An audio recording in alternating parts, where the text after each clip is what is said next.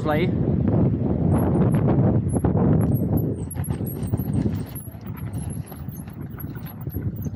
Aha.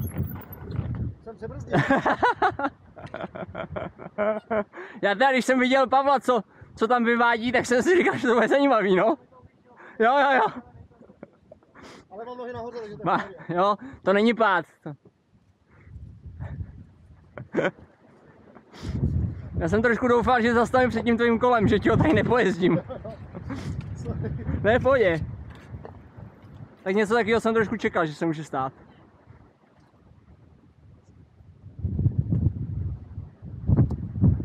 Dává prý z mozaiky úplně.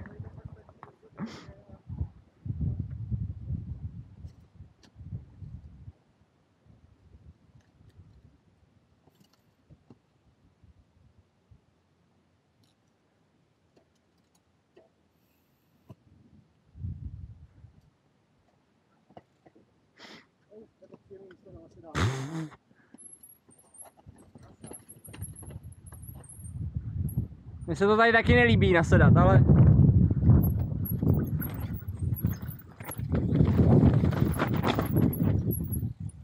Paráda. Dobré. Show byla, ale hlavní.